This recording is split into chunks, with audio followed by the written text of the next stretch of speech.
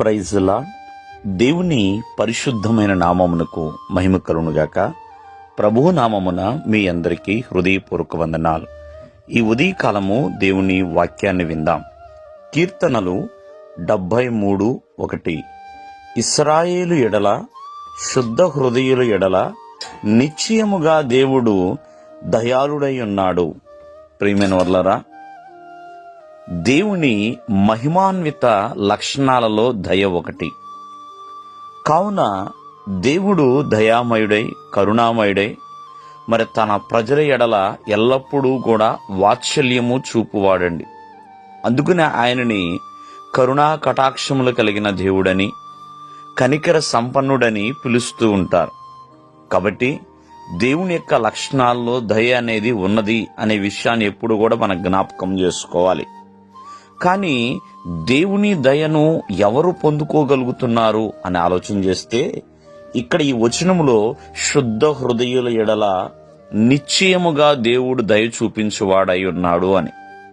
కాబట్టి దేవుని యొక్క దయ మనము పొందుకోవాలి అంటే చక్కటి పరిశుద్ధమైన హృదయాన్ని మనం కలిగి ఉండాలండి. పరిశుద్ధమైన హృదయాన్ని కలిగి దేవుని దయ పొందుకునే వారిగా ఉండాలి. అంతేకాకుండా కొంతమంది దేవుని దయ నాకు అవసరము లేదు అని అనుకుంటూ ఉంటారు. ప్రియమైన వర్లరా, ఎవరైతే ప్రభువా నీ దయ నాకు కావాలి, నీ కృప కావాలి నాయనా అని ఎవరైతే ప్రభువుని అడుగుతారో వారు దేవుని దయని పొందుకుంటూ ఉంటారు.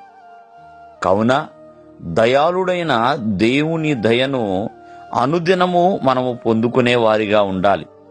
మరి చక్కటి శుద్ధ హృదయము, ప్రార్థనా జీవితము, మరి చక్కటి బుద్ధి, ఇలా ఇవన్నీ కూడా కలిగిన వారందరూ కూడా దేవుని దయ పొందుకుంటారు. కావున దేవుని దయ అవసరమా అంటే ఖచ్చితముగానండి. ఆనాడు బాలుడైన సమూయేలు దేవుని దయందును మనుషుల దయందును వర్ధిల్లి ఉన్నాడండి. అలాగే నజరేయుడైన యేసుక్రీస్తు వారు కూడా దేవుని దయందు ఆయన వర్ధిల్లి ఉన్నారు. కావున దేవుని దయా దాక్షిణ్యములు ప్రతి ఒక్కరు కూడా మనము కలిగి ఉండాలి. దేవుని దయ లేకపోతే ఎలాగండి? మరి ఈ 2025 సంవత్సరములో 6 మాసములు దేవుని దయ మన మీద ఉన్నది కాబట్టి 7వ మాసంలోనికి మనం వచ్చి ఉన్నాము.